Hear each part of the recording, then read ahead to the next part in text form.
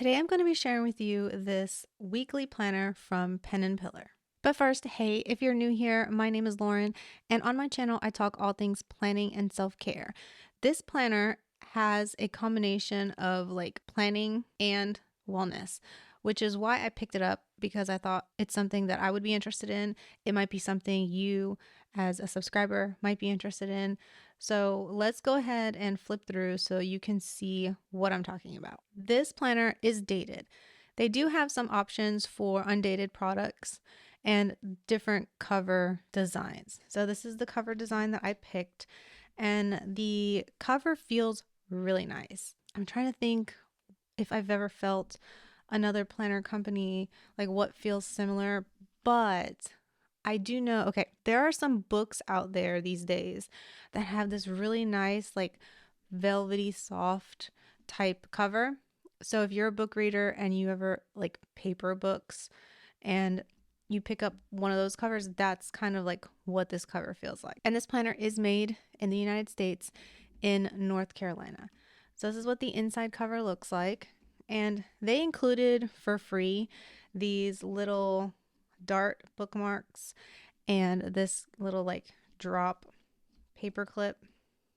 I thought that was a really cool addition. It wasn't something that I purchased extra. It was something that they added on to my order.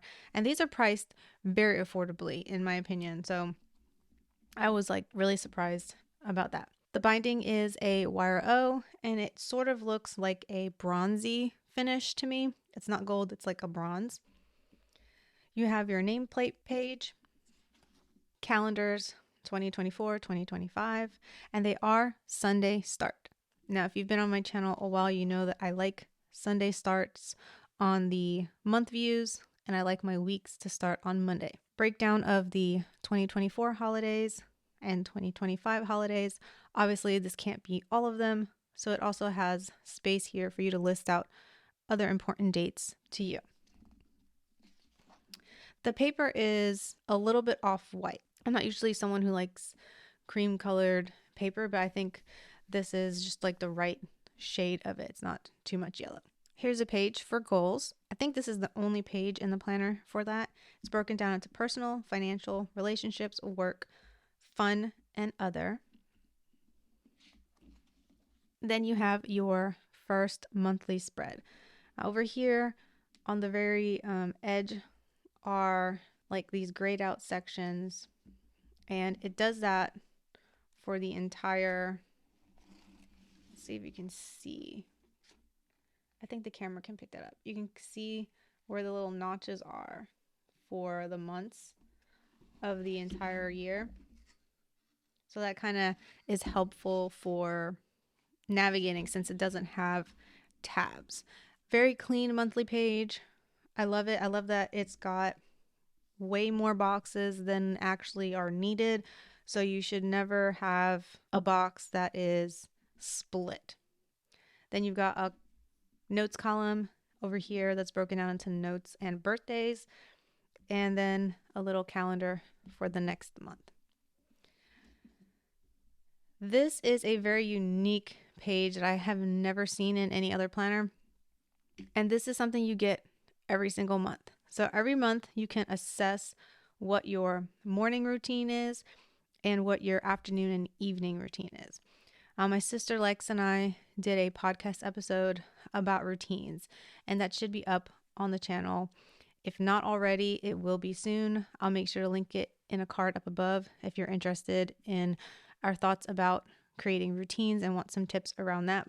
But I think this is a really cool idea to have in your planner so that every month you can kind of reassess. If you don't need it every month, you don't need it. And honestly, if you don't need this at all, you could repurpose this however way you want. Next, you have a month overview page and your monthly habit tracker page. There's a section up at the top for listing 5 priorities for the month. Then you have a section for listing out what your goals for the month are, some important dates happening this month, and a list of a whole bunch of meal ideas. I think this is cool. Obviously, you can use this for something else if you don't want to list out meal ideas, but every month you do have an overview page. And then you also have a habit tracker every month. Let me stop for a second and point out how thick this planner is, because it is not very thick at all. I don't have a ruler right here next to me, but I would say this is like an inch, not even, probably, maybe a little bit more. I don't know. It's very thin considering like all the pages that you have in it. The habit tracker for the month, you have enough for 8 habits, and you have spots for you to track it each of the 5 weeks. Doesn't give you 4 weeks, it gives you 5 weeks, which is the right amount. Some months have 5, some do not. So this is a great place to use one of those bookmarks so you can return to it every day. Then it goes to the weekly spread. So this is what the weekly spread looks like in here. And you have like a week list section here, and then you've got a scheduling section for the week over here. So you have a spot up here at the top for listing out 3 priorities for the week, a to-do list, some dates and times to remember, best parts of this week. So this is like a box for you to, I would, as the week goes on, add things in as, you know, something really good happens, because at the end of the week I might forget like all the things that happened, but that's what it's for. Again, if you don't want to do that, you can use it for whatever you want. And then there's like a notes section here. The 7 days of the week are broken down Monday through Friday, having, you know, 6 lines for to-do sections for each. And then on Saturday and Sunday, you have it broken up. So you only have 3 and 3. These are bullet pointed, so it's definitely designed for like listing. And the way I see this being used is over here, you could do like Monday, this is what's happening. Tuesday, if you have dated things, you can use this section here to like list out what dates, appointments. This is very good for somebody who doesn't have very many appointments. So you can list out right here what are the very important dates and things happening this week. And then over here, you can use to list out like what the to-dos are happening for that, since they are bullet pointed. And that's how it is all the entire planner. Once the 5th week happens, okay, this is an important thing to note. So when January is coming to an end, it's going to fully end in January. It's not going to transition over to February. Some planners will have this week because this would start February 1st. Some planners will have this page over in the February section. So you're going to have all of January under January before you get to your February calendar. And then at the back of the planner,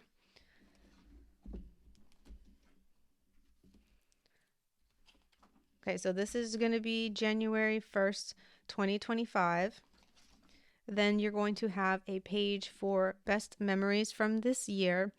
And this would actually be cool to, that's why like filling this out every week, best parts of this week, you could like turn to this part to help you at the end of a month, maybe to pull out whatever maybe was your best memories from that month. And then you can use this space to list that out.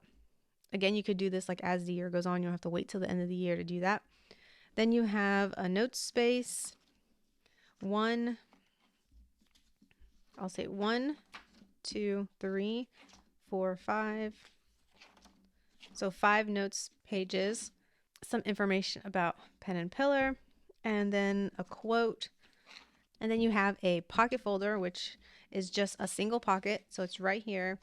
And it is made of like a thicker cardstock. It's a paper. I don't feel like it's coated, so I don't know how well this is going to hold up over time, but it definitely feels substantial. I don't think I would shove too many things in here, but at least you have a pocket folder. And then that's the back cover, and that's the end of the planner. Now in my order, I also did pick up some notebooks and journals, and if you're interested in seeing that, click over to this video over here, and I will see you in that one.